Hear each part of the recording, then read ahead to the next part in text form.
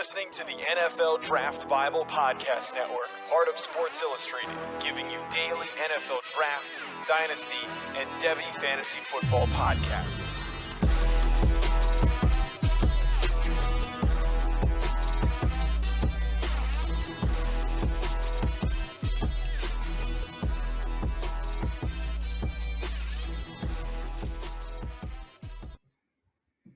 Class is in session. Welcome into the draft seminar presented by Sports Illustrated's NFL Draft Bible Podcast Network. I'm your host, Matt Hicks, the FF Educator, joined as always by my co-host, John Lobb, the Gridiron Scholar. And John, we are going to be talking about one of the most intriguing prospects in the 2021 class today, and that is Chuba Hubbard, a roller coaster of a film review, John, a roller coaster of value here over the last couple of years. So this is definitely somebody I'm excited to dig into. Matt, I was thinking earlier this week where we were as a scouting community on Chuba Hubbard. And if we had recorded this show last year, or if he had decided to come out into the NFL, you could have argued he was a top 3 running back in the draft. No player has fallen more in one season in my rankings than Chuba Hubbard. So I needed to go back, and I've looked at both years of film, and I needed to do a significant amount of research to kind of find out what happened to this 2,000-yard runner. So I went all the way back to his high school days. He played in Canada, if you didn't know that, my friends. And in high school, he actually played defensive back also, but he was also on a wider field. They played, obviously, Canadian rules football in high school up there. But Matt, these numbers are absolutely silly that I found. In high school, he only had 458 carries, but 6,880 yards, 82 touchdowns, averaging 15 yards per carry. That's not a reception, folks. He averaged 15 yards per carry in high school. Unbelievable. He had an injury-shortened season, Matt, his senior year. He might have had more yards, right? But you look back, he's a decorated track and field athlete on the Canadian and the international level. He was so good. He was a 3-time national championship in his age group in the 100 meters. And Matt, when you see him burst into second level, he does look like that track and field athlete. He does not get caught from behind. It's awesome to watch him run. He redshirted when he first got to Oklahoma State. Freshman year, if you remember in 2019, the Cowboys were rolling with Justin Hill, who now has played for the Ravens the last 2 years. Then Justin Hill got injured. Chuba came in, and he was the feature back for 4 games. He had 300-yard games, and he averaged 106 yards per game, 5.4 yards per carry. And I remember he was on the college fantasy football radar. Some people took him in the first round. Often he was a second-round pick. Matt, in 2019, his sophomore year, he just exploded. 2,000 yards rushing. Phenomenal season. Unanimous. First-team All-American. Big 12 Offensive Player of the Year. Finalist for the Walter Camp Award. He led the FBS, and this is college with Jonathan Taylor and Travis Etienne. He led the nation in rushing yards, yards per game on the ground, 200-yard games, and all-purpose yards. I mean, seriously, a spectacular season. So what happened? There's a couple things that happened. One, the Cowboys replaced their entire offensive line. Not technically. They had 4 new starters. And when you lose 4 starters in college football, it's really hard. I mean, one of the main things we do in college fantasy football, how many offensive linemen are being replaced, especially for quarterbacks? Will they have protection? So Chuba loses an entire 4 players is significant. And if you watch the Cowboys, their line was not as good. So that's one. 2, with COVID and with what happened last summer, if you don't remember, I talked about this on my college podcast. Chuba Hubbard had some concerns about his head coach, Gundy, and what he said over the summer. And Chuba went to the forefront and he spoke out. Look, they worked their things out publicly. But I think those 2 things, he never got back into sync for what happened on campus. And I wonder if NFL scouts are going to use it against him. It's going to be interesting, his draft capital, Matt, because they don't usually like players in the locker room who speak up. But Chuba Hubbard spoke up, and it hurt him a little bit. He only had 133 carries for 625 yards and 5 touchdowns in 7 games. Matt, it is one of the biggest falls. I mean, just a really different season.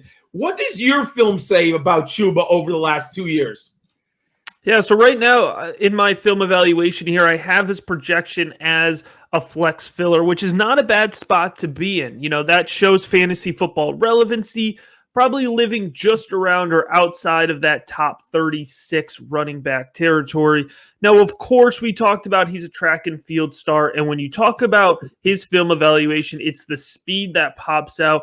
Not only does he have elite downfield acceleration, but he hits that top speed quickly. It doesn't take him a while to get going. So, you know, that's easily what's carrying, you know, his evaluation forward. Now, the explosiveness, he bursts off the line of scrimmage. He hits open holes when he sees them. I got to tell you, John, when comparing his 2019 to 2020 tape, one of the things I knocked him on, he seemed more explosive in 2019. Maybe that was a measure of confidence, as we've alluded to, but still his level of explosiveness did not seem to be at that same level. Now, he is athletic. He has good body control. He has subtle movements that he uses to help break defenders.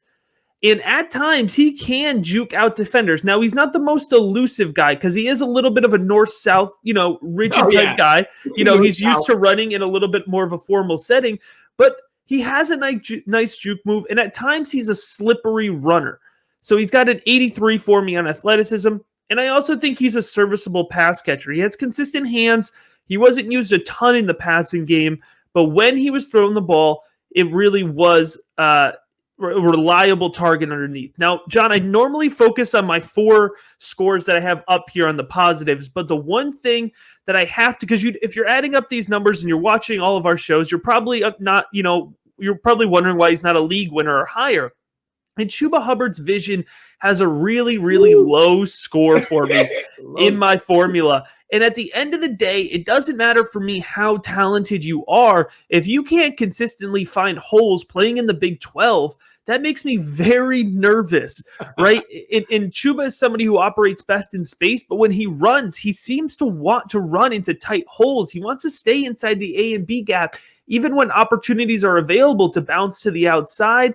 And he often gets in his head. He misses those holes. He runs into the back of his lineman.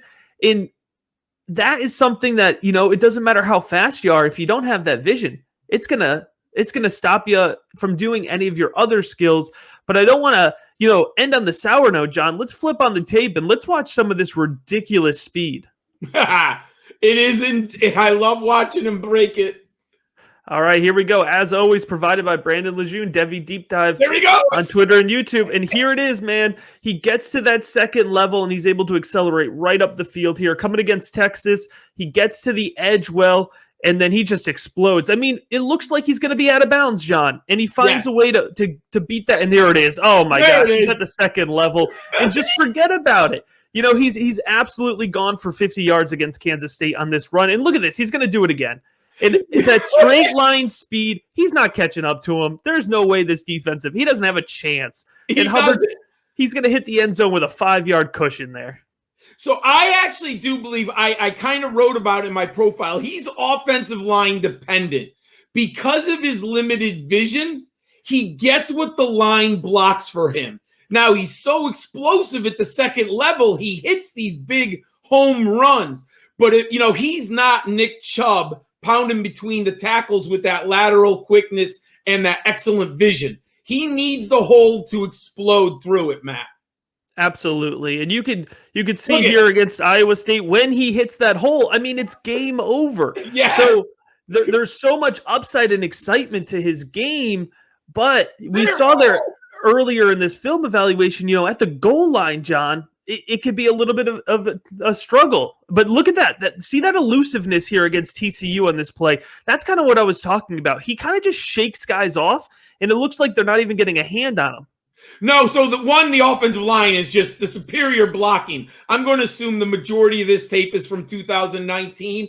And 2, you better put him in a gap, not a zone run scheme. He cannot find the hole. Tell him to go to the A and B. You take your risk that the B pops open and he hits it. But if you're asking him to look for the hole with lateral quickness, he's not going to get it there. Oh, here's a reception, I think. Yeah, a nice 2 here against West Virginia. And the first one, John, was horribly off target. So, he's able to flash some of those hands, but how does he flash in terms of production metrics? If we put his production card up against some of the top runners and were nameless, this young man would pop. You would say, interesting, he must be a top 3 or 4 draft pick. Look at those rushing yards, 3,459, 39-38 yards from scrimmage in his career, and a 2,000-yard season under his belt. 5.9 yards per carry.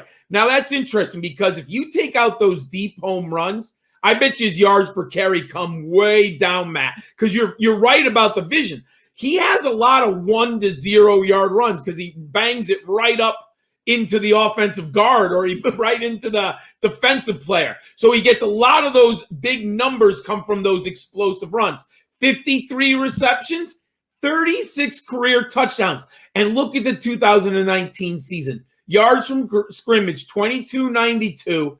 Yards from scrimmage yards dominator, 39%. He was the offense of the Oklahoma State Cowboys 2 years ago. No question. Now, he's a little bit thin. He's listed at 6'0", 207. And he does we saw that track speed there. He bursts and explodes upfield. And he's very good at the second level, Matt. He's excellent at the second level. But I think he's a rotational back with huge upside in dynasty leagues because you might get any game he could have that 50-yard touchdown run with him. And I'll say this, Matt, I'm now convinced if he falls to your 3rd round of a dynasty draft, I think the home run ability, you need to invest in it. If he's in the 4th, it's a no-brainer. Absolutely. Well, you could go ahead and put those pencils down because this lesson is over. We appreciate you listening into this episode of the NFL Draft Bible Podcast Network presented by Sports Illustrated's NFL Draft Bible Podcast Network. If you enjoyed this episode, please give it a like. If you're watching the video, please make sure you're subscribed if you're listening to the audio. And as always,